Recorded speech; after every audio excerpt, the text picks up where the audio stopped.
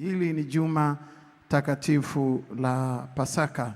Juma takatifu la Pasaka, na ninamshukuru Mungu sana kwa ajili ya ninyi nyote ambao kwa neema ya Mungu mmekuwepo nyumbani mwa Bwana. Mada yetu inayotuongoza katika Kwaresima ya mwaka huu ni kutoka misimu mpaka kusudi. Kutoka misimu mpaka kusudi, from seasons to reason. From seasons to reason. Na tunaangalia dhima yetu kubwa katika neno kuu linalotuongoza Mhubiri mlango wa 3 mstari wa 1. Biblia inasema, kwa kila jambo kuna majira yake, na kwa wakati kwa kila kusudi chini ya mbingu. Lakini pia katika kitabu cha Matendo ya Mitume ule mlango wa 3 mstari wa 19, tubuni basi mrejee ili dhambi zenu zifutwe, zipate kuja nyakati za kuburudishwa kwa kuwapo kwake Bwana. Mabibi na mabwana, tunaangalia dhima yetu maalum ya Kwaresima ya mwaka huu ni uponyaji wa ndani, inner healing, ambako tunaangalia falsafa ya uponyaji wa ndani iliyopo katika misimu na kusudi. Misimu na kusudi, katika kuangalia juu ya falsafa na theolojia ya seasons and reason. Na katika hayo tuna mengi ambayo tumeangalia katika maisha ya mwanadamu. Tuna misimu mingi iliyobeba kusudi, mingine ni mibaya inayoweza kuleta sonona katika maisha yetu. Asubuhi ya leo tunaendelea kumalizia somo letu, badilika kwa ajili ya kusudi, change for the reason, change for the reason.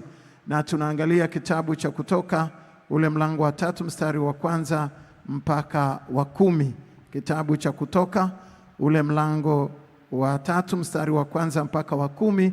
Acha nisome ule mlango wa 3 nianzie mstari wa 7 tafadhali, kwa sababu ya muda wangu asubuhi ya leo, lakini unaweza ukanukuu. Neno la Mungu linasema hivi: Bwana akasema, hakika nimeyaona mateso ya watu wangu walioko Misri, nami nimeisikia kilio chao kwa sababu ya wasimamizi wao, maana nayajua maumivu yao.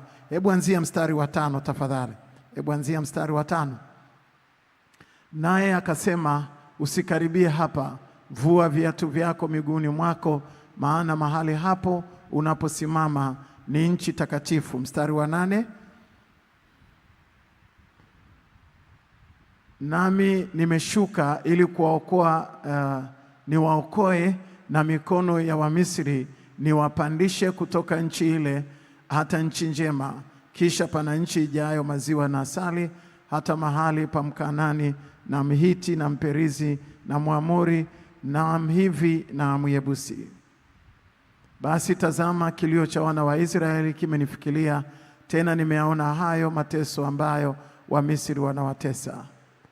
Haya basi, nitakutuma sasa kwa Farao, ili upate kuwatoa watu wangu hao wana wa Israeli katika Misri. Na hili ndio neno la Mungu. Amen. Na tutulie tuombe. Mungu Mwenyezi, asante kwa sababu unatupenda, unatuwazia mawazo ya amani. Katikati ya miungu hakuna Mungu aliyekuwa mfano wako. Baba, tunajiweka wakfu kwako asubuhi ya leo, nami ninakusihi utubariki kwa pumzi ya neno lako, upende kusema tena na kanisa lako waziwazi, wala usinyamaze.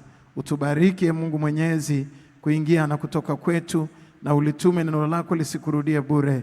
Asante kwa sababu wewe ni mwaminifu kiwango cha kuaminiwa, hata ufungue mioyo yetu, utupe ufahamu na akili njema tuweze kuyaelewa na maandiko. Kwa jina la Baba na Mwana na Roho Mtakatifu, amen. Wapendwa, hii ni juma takatifu la Pasaka, na tunaangalia juu ya somo letu la leo katika kichwa kikubwa kinachotuongoza kutoka misimu mpaka kusudi, from seasons to reason.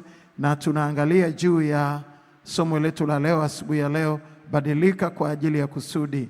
Badilika kwa ajili ya kusudi, change for the reason, change for the reason.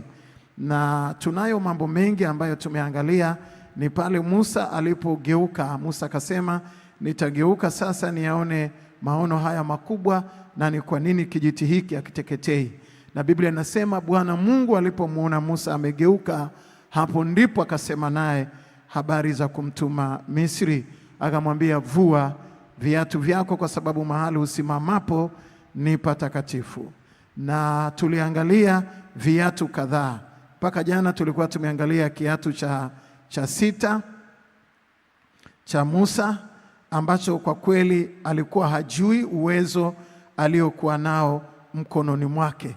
Alikuwa hana habari, alikuwa hajui uwezo. Na tuliangalia juu ya uwezo ulioko mikononi mwako, na tukazungumza sana juu ya kushika sana ulicho nacho. Hata kikuponyoka, kikatokea kwamba kile ulicho nacho mkononi mwako kimekuletea maumivu, shika tena. Mungu alimwambia Musa, shika mkia wa nyoka. Na ni nyoka wale wenye sumu, black mamba, ninyi mnawaita koboko bila shaka. Lakini huyu Musa aliambiwa shika tena, hata kama kuna kitu kimekuletea maumivu kwenye maisha ya kwako, shika tena. Na hii ilikuwa ni tafsiri pana sana ya kitheolojia na kifalsafa, ya kwamba alipomwambia tupa fimbo yako mkononi mwako ikageuka kuwa nyoka, alafu akaambia shika tena, ni kwa sababu pia Musa aliwahi kuumizwa na Waebrania waliomsababisha kesi yake ikatambulika. Waliomletea fitina ni Waebrania wenzake au Waisraeli wenzake. Pale walipomwambia, nani amekuweka kuwa mwamuzi? Unataka kuniua kama ulivyomuua yule Misri? Kwa hiyo aliondoka kwa maumivu ya ndugu zake. Hao ndio waliomsababisha kuishi kwa tabu jangwani miaka 40, akitokea palace, akitokea White House, akitokea ikulu ya Farao. Na wale walimuumiza. Lakini hakuna Musa ninayeweza kumhubiri leo. Hakuna Musa aliyeandika kitabu cha Torati.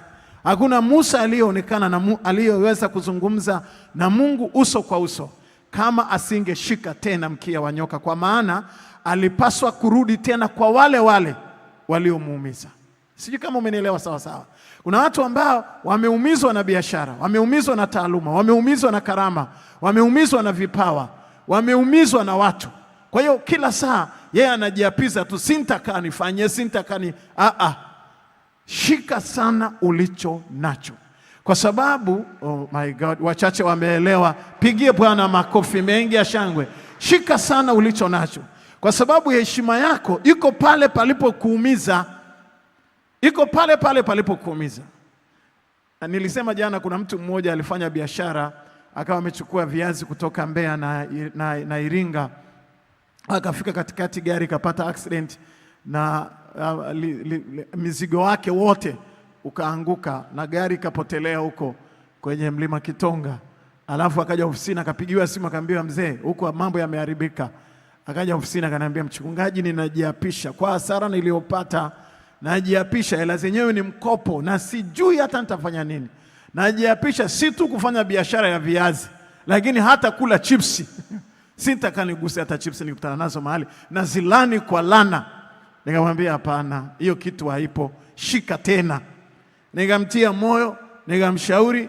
Akaniambia naanzaje? Nikamwambia unaanza tena. Akaniambia lakini sio biashara ya mazao. Nikamwambia kama Mungu amekuweka kwenye biashara ya mazao, shika tena. Oh my God. Akaenda akajikokota, akauza kiwanja chake kwa tabu. Akaleta hela zote, akazipitisha hapa madhabahuni. Mchungaji, hizi hela nimeleta hapa, ziombe. Ole wako zikienda kupotea tena, utanielewa mimi ni nani. Maanake ni wewe umeniambia niende tena. Nikamwambia usiogope, Mungu wako ni Mungu wa mara tena. Oh my God, oh my God, oh my God. Navyozungumza hapa leo, yule jamaa ni bilionea. Mungu amembariki kwa kiwango cha hali ya juu, na ni mtu anashughulika na biashara za mazao. Leo si tu kwamba ananunua mazao kwa kuweka kwenye magari ya watu.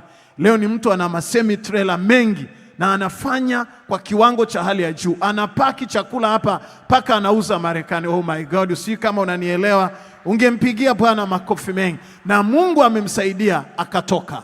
Kwa hiyo Mungu alivyomwambia Musa, shika tena, shika tena, ni kwamba pale ambako pamekuumiza pengine ndiko palipo na heshima yako.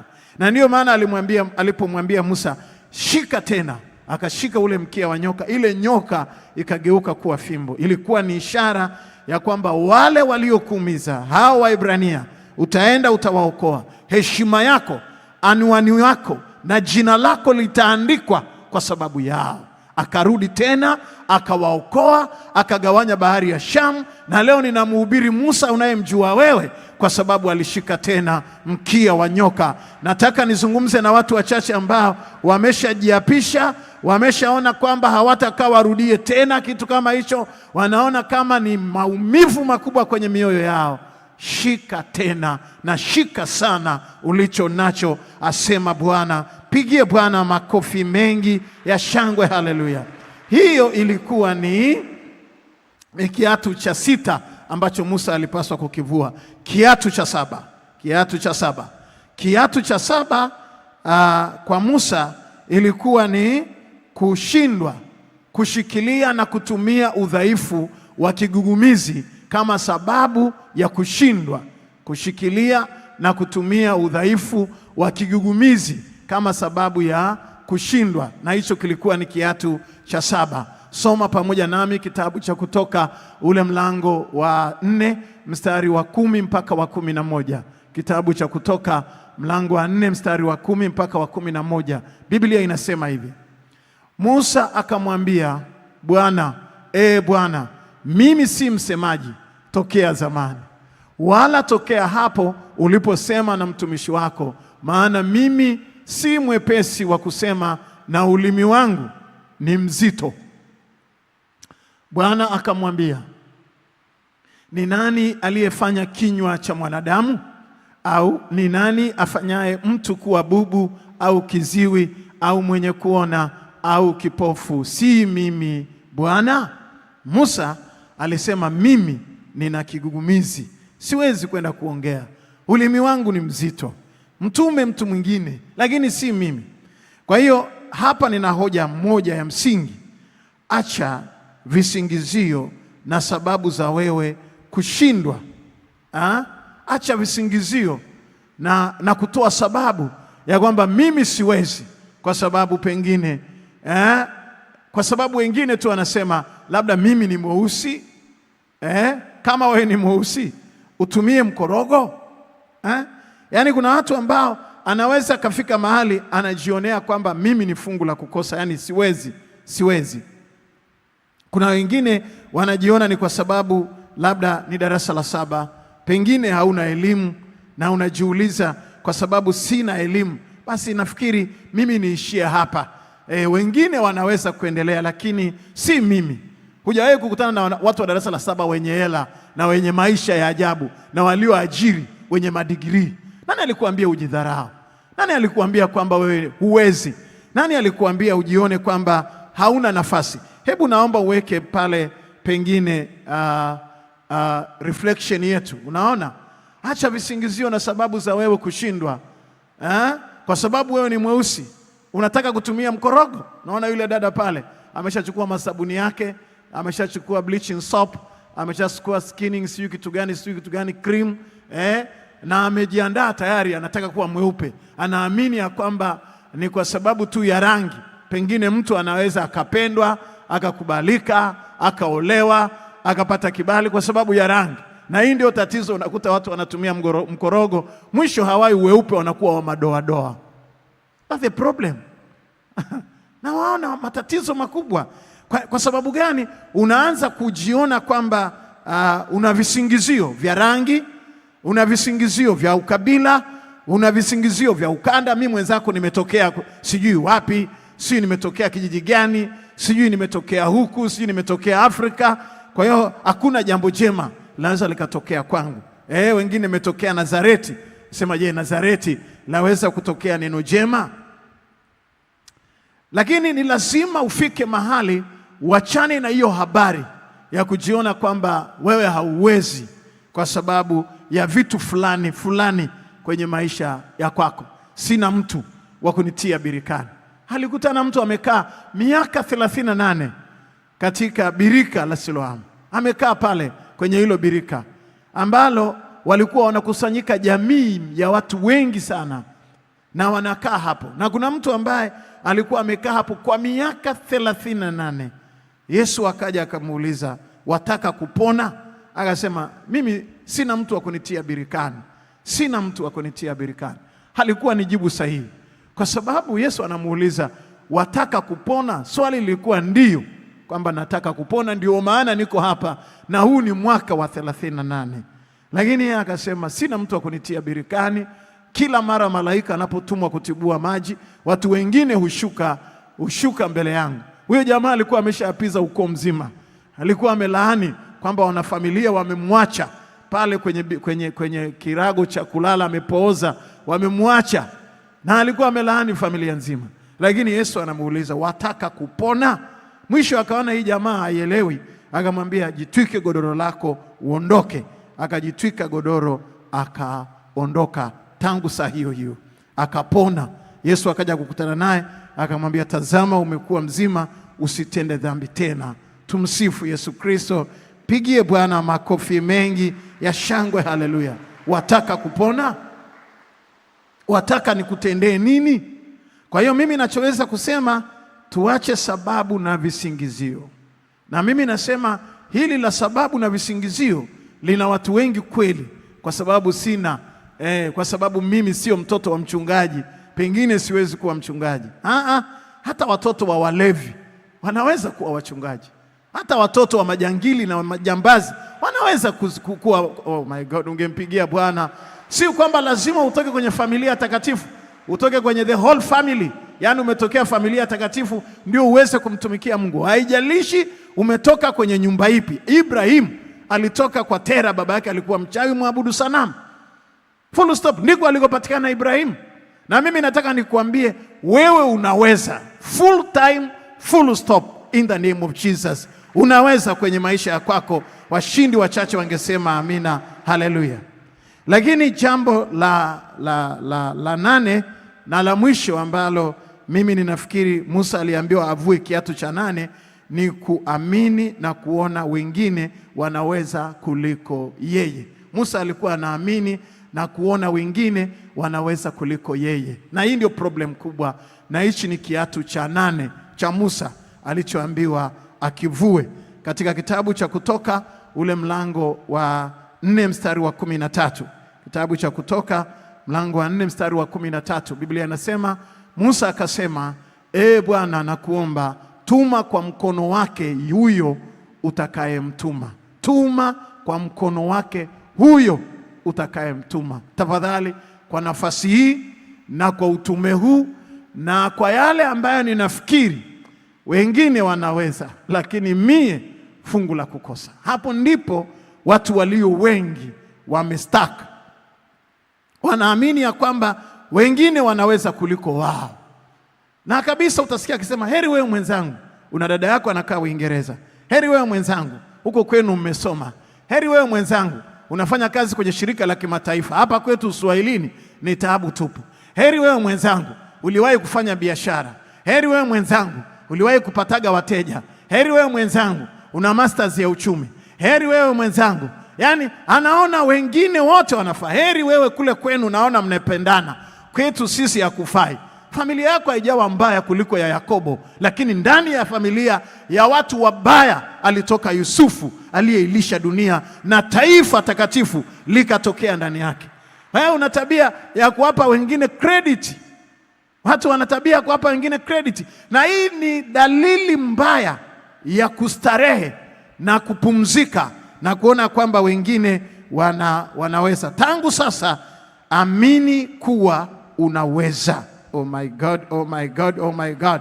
Tangu sasa amini ya kuwa unaweza. Yaani usije ukaishi unafikiri kwamba wengine ndio wanaweza na wewe hauwezi. Mimi nakuombea kwa Mungu, tangu sasa hakikisha ya kwamba na uelewe ya kwamba tangu sasa wewe unaweza. Pigie Bwana makofi mengi ya shangwe.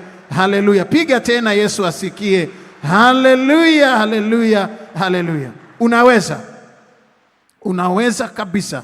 Unaweza. Tangu sasa amini ya kuwa unaweza. Kubali uwezo ulioko ndani yako kuliko uwezo kwa watu wengi. Amini na ukubali uwezo ulioko ndani yako kuliko ule uwezo mwingine ulioko ndani ya watu wengi.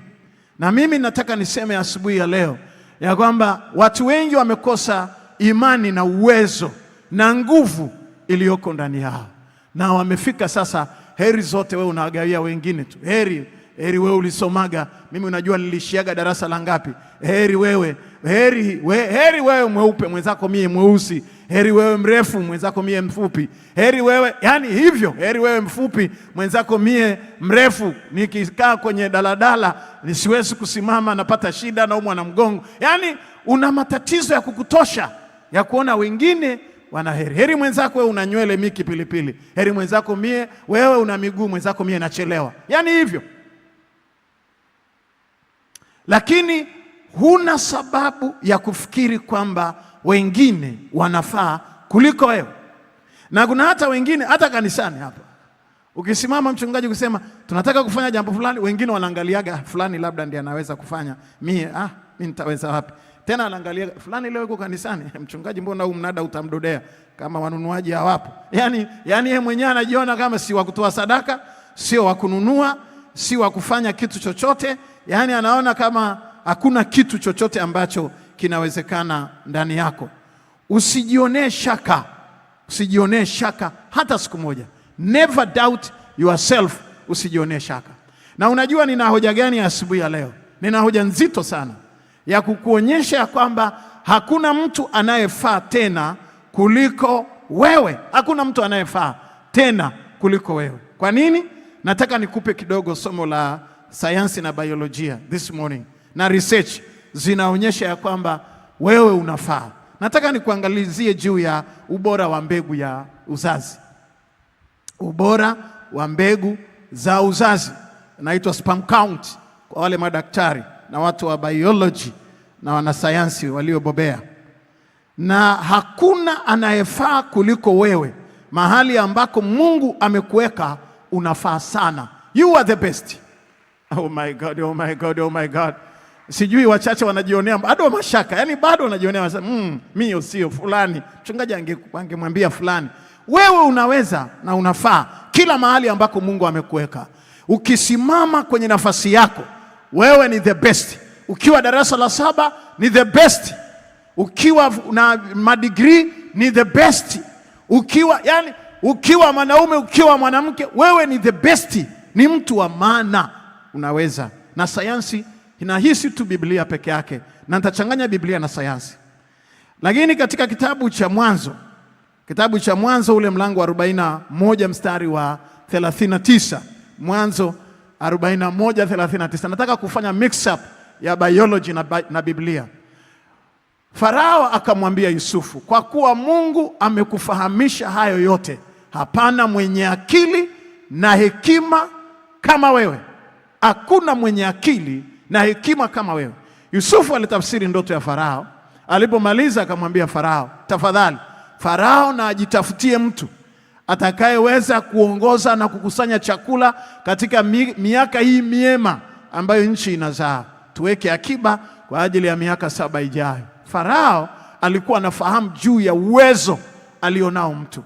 Farao akamwambia Yusufu, kwa kuwa Mungu amekuonyesha jambo hili, hakuna mwenye hekima na mwenye akili, the best, anayefaa kuliko wewe. Sasa hii ndio shida ya watu wachache ambao wamefika mahali wanakuwa Musa, kiatu cha 8 cha Musa, cha kuona ya kwamba wengine wanafaa lakini si mimi. Musa anamwambia Mungu, peleka wengine, I think watakuwa the best kuliko mimi, let them go. Tafuta mtu mwingine umtume, mimi niache. Sasa kwenye hiyo sperm count, madaktari wanasema hivi, na wanasayansi na biolojia ya mambo ya uzazi wanasema hivi. Moja, kuna mbegu aina 2. Mbegu bora ya ubora wa juu, mbegu ya ubora wa juu inakadiriwa kuwa ni kati ya milioni 39 mpaka milioni 928 pa 1 milliliter. Milliliter ni kama tone moja. Kwa hiyo once mbegu inapo drop tone moja, limebeba watu kati ya milioni. Mbegu bora ni zile ambao unakuta wanaume hawavuti sigara, hawako kwenye medication, hawako kwenye chemo, hawako kwenye stress, hawanywi mapombe kama gongo, si bangi, madawa ya kulevya. Wanaume ambao wanaweza kudrop mbegu ya namna hii ni wale ambao hawapo pia kwenye tunasema hawapo kwenye chemo, hawatumii hivyo. Sasa ni kati ya kabla hujazaliwa uwe na hakika ya kwamba wanatokea watu milioni 39 mpaka milioni 928 kwa tone moja. Hizi milioni 928 ni takriban nchi ya Marekani mara 3, takriban nchi ya Marekani mara 3. Maana nchi ya Marekani ina population mpaka leo asubuhi ina population ya watu milioni 342.3, milioni 342.3. Hawa ni raia wa Marekani.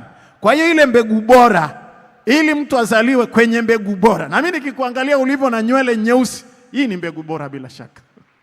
Oh my God, oh my God.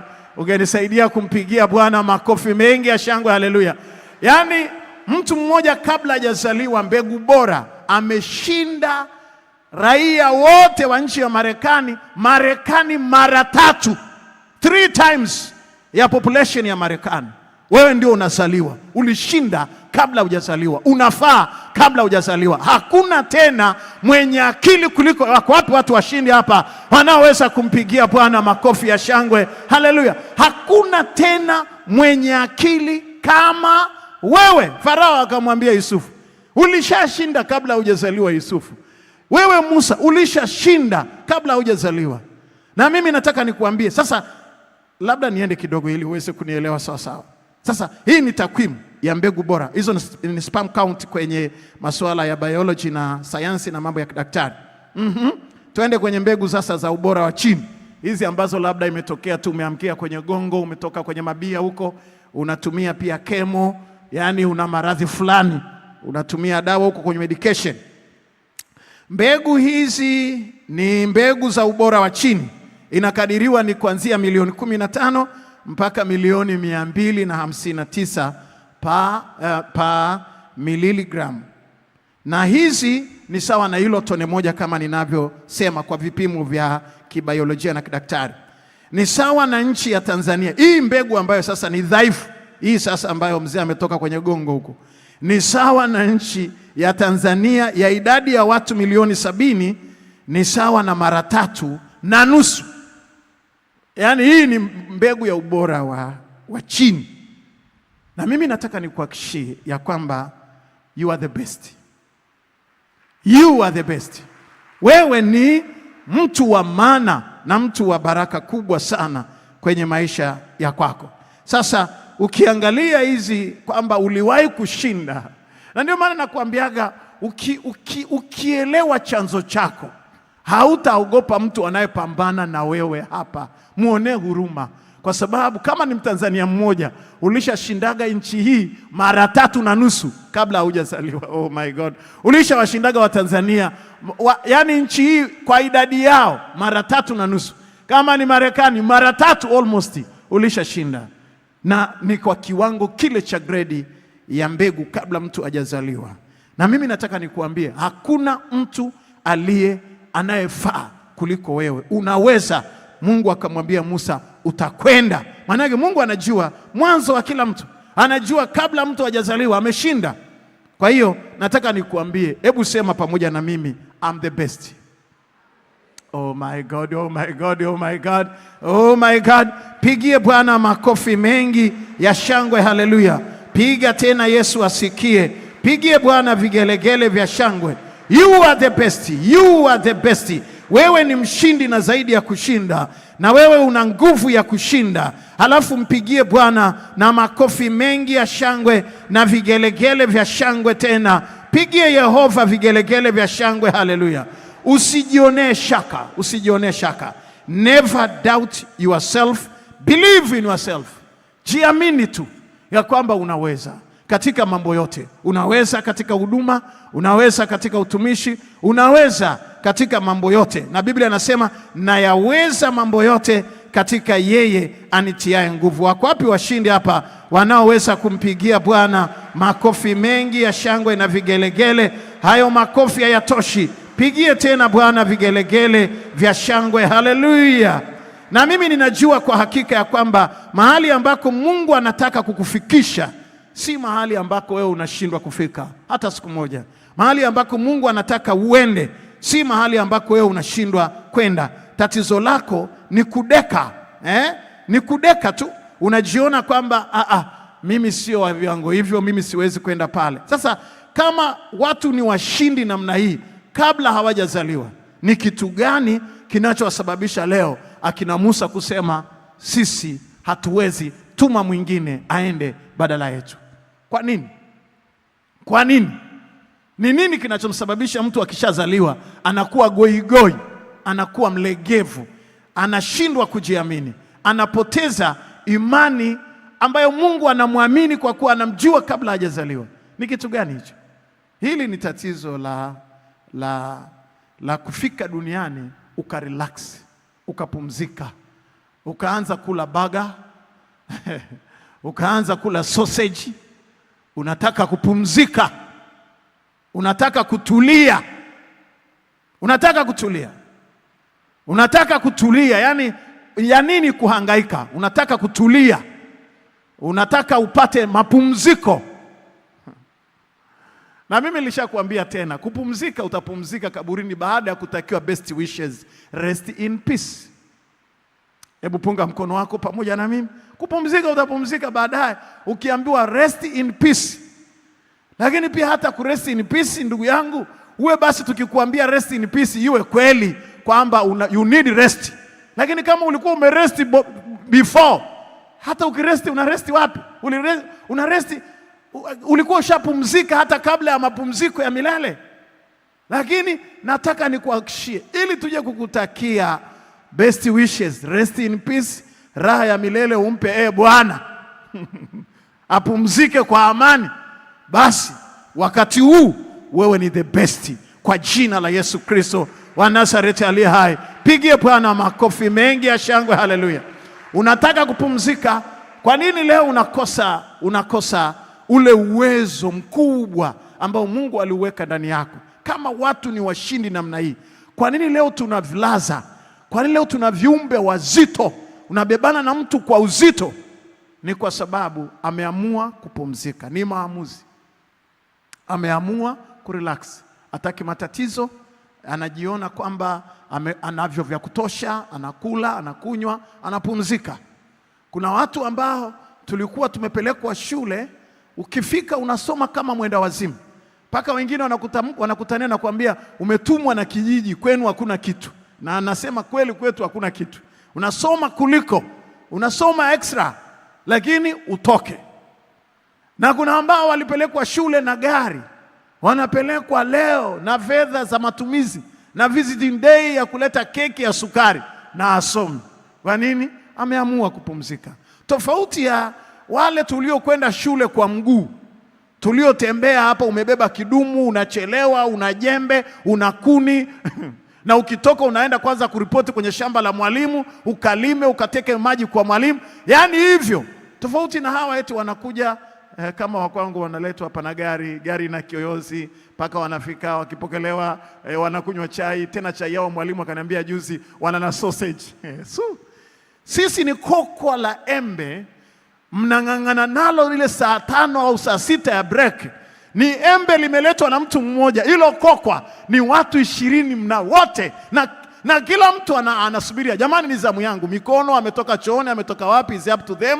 Kinywa amepiga mswaki, apiga mswaki, inaanzia huku inaenda kule. Ndio tuko hapa. Mnatuonaje leo? Oh my God, mngetupigia makofi wa Afrika halisi. Hayo makofi hatoshi, mpigie tena Bwana vigelegele vya shangwe. Haleluya!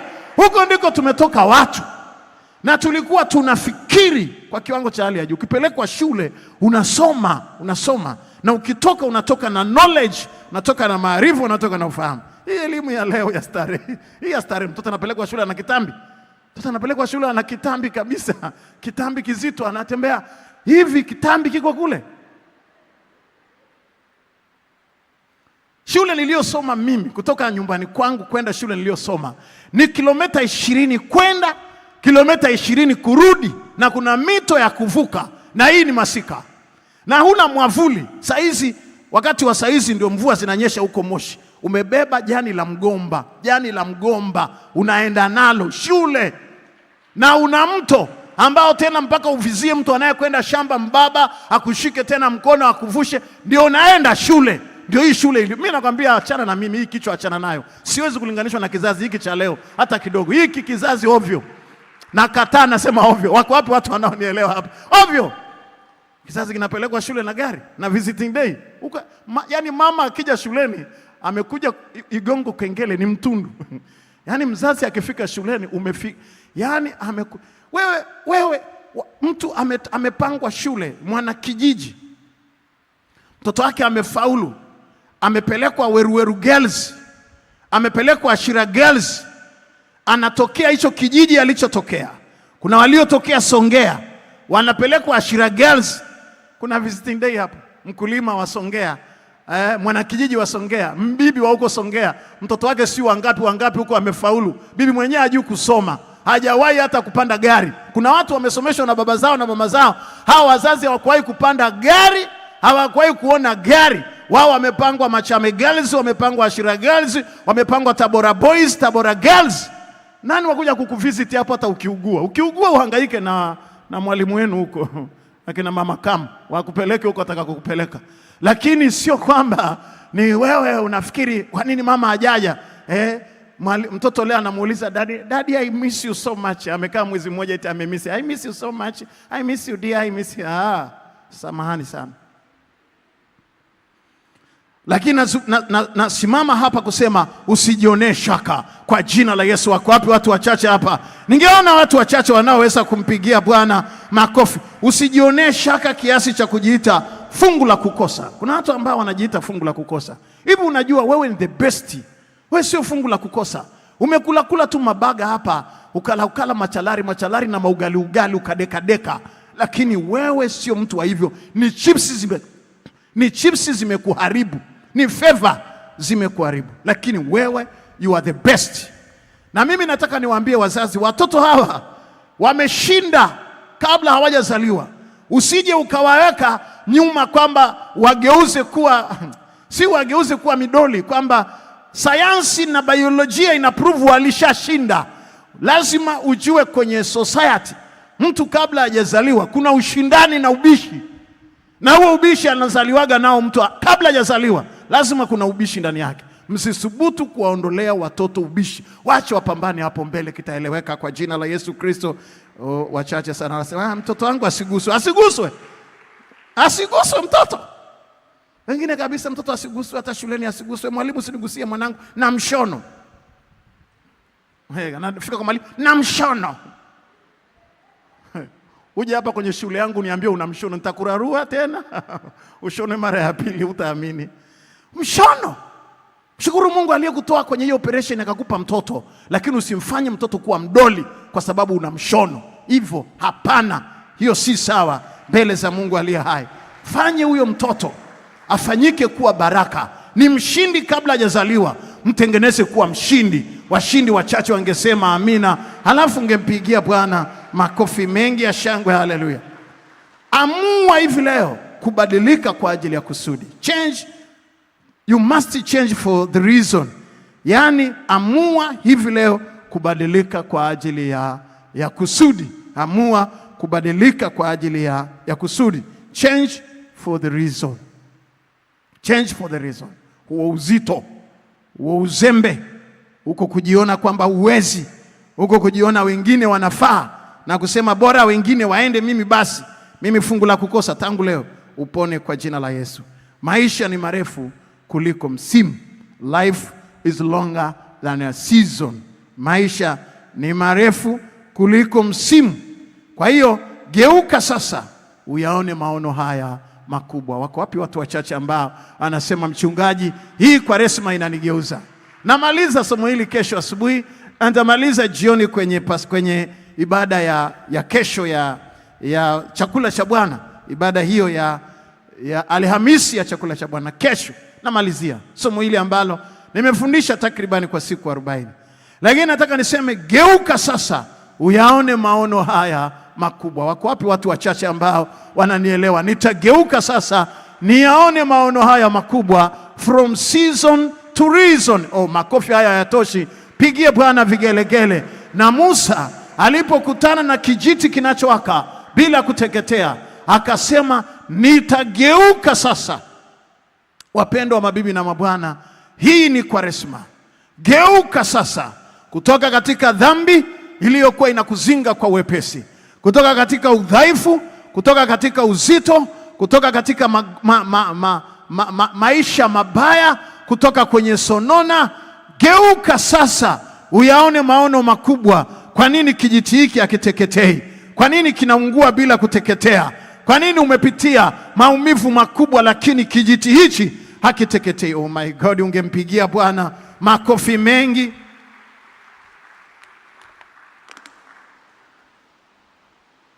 Haleluya. Naomba urudishe tena hiyo reflection pale. Biblia inasema Musa akasema nitageuka sasa niyaone maono haya makubwa, na sababu kijiti hiki hakiteketei. Na Biblia inasema Mungu alipomuona Musa ya kwamba amegeuka ili aone, ndipo akamwambia vua viatu vyako. Mabibi na mabwana, ninamaliza ibada hii asubuhi ya leo.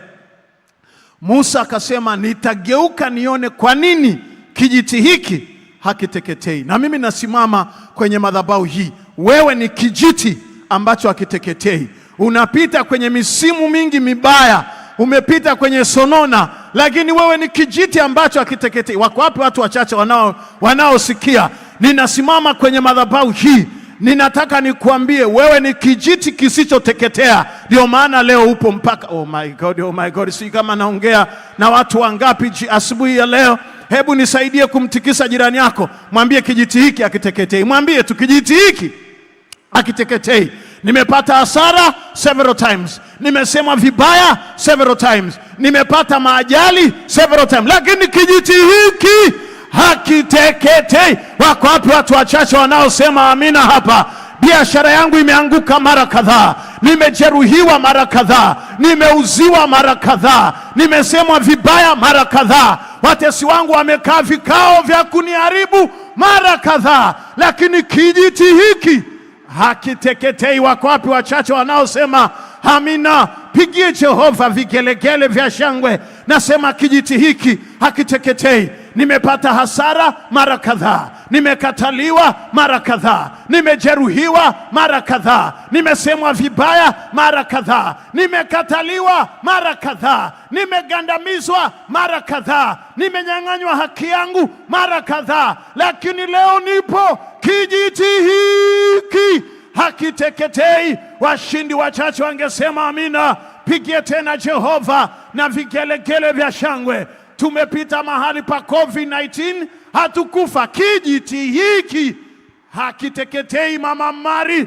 pigie Jehova vigelegele vya shangwe. Haleluya. Na mimi ninasimama madhabahuni pa Bwana, ninakubariki kama kijiti cha Musa. Hautateketea kwa jina la Yesu Kristo. Hakuna maumivu yatakayokuteketeza, hakuna watesi watakaokuteketeza, hakuna maadui watakaokuteketeza. Kijiti hiki hakiteketei. Nataka niwaombie watu wachache hapa ambao wana biashara vyao vinaenda mrama. Ninaomba tu kwenye status yako kwa muda huu, nenda kanisaidie kuandika pale, kijiti hiki hakiteketei. Kama kuna watu wanafikiri ndio unataka kufunga duka Kariakoo urudi kijijini, kijiti hiki hakiteketei. Wako wapi washindi wachache wanaosema amina? Pigie Jehova vigelegele. Wengine huko kazini wameshakaa vikao, wameshakushitaki, wameshakufitini, wameshakutengenezea mizengwe, wameshakuandikia na mabarua ya onyo. Hata kama wameshamaliza, wamefikiri wamekumaliza kwa kikao, wamegawana na posho, wale posho za vikao vyao na bahasha walizogawana, lakini wewe kufukuzwa kazi hiyo kitu haipo, kupata hiyo kesi hiyo kitu haipo, kuharibikiwa maisha hicho kitu hakipo. Kwa nini? Kijiti hiki hakiteketei. Wako wapi watu wachache wanaosema amina? Pigie Jehova vigelegele vya shangwe. Huyo Mungu aliyempigania Musa atakupigania na wewe, ambaye hakuteketezwa na kesi ya mauaji ya nyumba ya Farao. Huyo Mungu atakutetea na wewe. Wewe sio mtu wa kawaida, ni kijiti kisichoteketea. Washindi wachache wangesema amina, na ungempigia Jehova na vigelegele vya shangwe. Kijiti hiki. Hata kama una shangazi yako mchawi analalaga kuzimwa na kurudi asubuhi. Kuna watu ambao wametoka kwenye familia za wachawi, hawalali nyumbani, analala makaburini. Asubuhi ndio anarudi hapo kwenda shamba lake la miogo, lakini usiku kucha alikuwa kuzimu. Ni shangazi, ni mama mdogo, ni wanakijiji wenzako, warogavyo, lakini kijiti hiki haleluya. Umeanza kujenga kwenye family house huko kijijini kwenu, unataka kumuondoa mama na baba kwenye umaskini. Wamekuja kufanyia vikao hapo kwenye hiyo site, kwenye huo msingi, uchi usiku kucha, ya kwamba utashindwa, hutaendelea. Hey, nisaidie tu kuandika mstari pale kwenye ardhi ya nyumbani kwenu. Kijiti hiki hakiteketei. Nyumba itajengwa na watu watakaa ndani yake. Washindi wachache waseme amina. Pigie Bwana Yesu vigelegele. Kijiti hiki hakiteketei. Kijiti hiki hakiteketei. Na bahati nzuri anayehubiri hapa ni kijiti kisichoteketea. Sijui kama unanielewa sawa sawa hapa. Wako wapi washindi wanaoelewa? Kijiti hiki hakiteketei. Kwa fitina, kwa uchawi, kwa uganga, kwa chuki, kwa hasira, kwa vinyongo, wewe sio mtu wa kuteketea kwa jina la Yesu Kristo. Washindi wachache wangesema amina, halafu mpigie Jehova na vigelegele vya shangwe. Haleluya. Nataka niombe kwa ajili yako. Mwinjilisi Ringo ataomba sana jioni, na ataombea vijiti ambavyo vinapita mahali vinafikiri kwamba unateketea. Never. Nataka jioni ungane na sisi kwenye maombi ambayo mtumishi wa Mungu Mwinjilisi Ringo ataongoza hapa jioni hii ya leo. Lakini wewe uliyeko hapa na wale walioabudu nasi masafa ya mbali, funga macho yako, inua mikono yako juu, rudia maneno haya pamoja nami.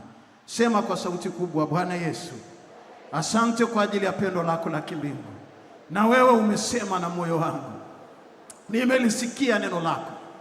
Tangu kuzaliwa mimi nimeshinda, tena kabla sijazaliwa mimi ni mshindi, nami nimeshinda na zaidi ya kushinda. Hakuna anayefaa na mwenye hekima na mwenye akili katika taaluma hii na mahali uliko niweka kuliko mimi. Bwana, nisamehe hivi leo. Ninatubu dhambi yangu pale nilipofikiri wengine ndio wanafaa, lakini mimi siwezi. Pale nilipojitamkia ni fungu la kukosa. Ninaomba rehema, Bwana, unitakase asubuhi ya leo kwa damu yako ya thamani, kwa damu yenye kiasi kikuu. Asante kwa sababu wewe ni Mungu, nami ninatangaza hivi leo, mimi ni kijiti kile ambacho hakiteketei.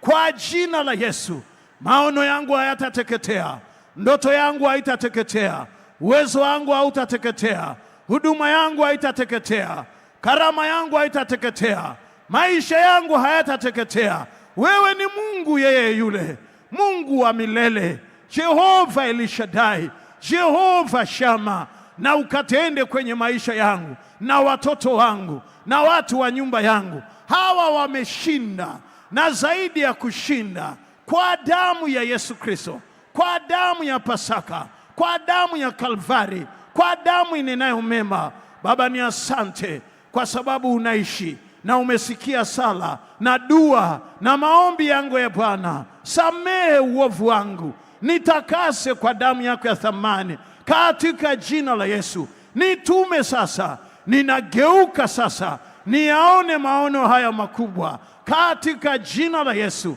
na kwa damu ya Yesu. Hebu inua sauti yako kwa maneno machache. Baba, asante kwa sababu umelituma neno lako, nalo halitakurudia bure. Yale ulionituma kunena na kusema, nimenena Bwana kwa kadiri ya haja ya moyo wako. Nami ninakusihi, fuliza kusema na mioyo ya watu wako hata wanapoondoka hapa. Ninaomba sasa uzikubali dhabihu na sadaka zetu tunazoleta madhabahuni pako. Mungu Mwenyezi, utubarikie sisi na dhabihu na sadaka zetu, na uzipokee kwako mbinguni. Unyeshe mvua ya baraka, uonekane katika maisha yetu kila siku itwapo leo. Usiniache wala usinipungukie, mfalme wa amani. Wewe ni Mungu katikati ya miungu, hakuna Mungu aliye kwa mfano wako. Baba, ninaomba uonekane katika maisha ya watoto wako asubuhi ya leo. Umbariki kila mmoja aliyesikia neno hili. Ponya wagonjwa walioko mahospitalini na majumbani, uwarudishie afya, uwainue tena katika vitanda hivi Bwana, uwaponye na mauti na kufa na uharibifu. Nami nimemwombea kila mmoja, zikubali dhabihu na sadaka zetu na uzipokee kwako mbinguni, katika jina la Yesu, jina lipitalo kila majina. Wote na tuseme amen. Inamisheni vichwa vyenu, pokeeni mbaraka wa Bwana ninyi nyote mnaomtegemea. Na Bwana Mungu akubariki, akulinde. Bwana Mungu akuangazie nuru za uso wake, akufadhili. Na Bwana Mungu akuinulie uso wake, akupe amani. Akubariki Mungu Mwenyezi uingiapo na utokapo, kwa jina la Baba na Mwana na Roho Mtakatifu. Waliobarikiwa waseme amina na kumpigia Bwana makofi mengi. Haleluya.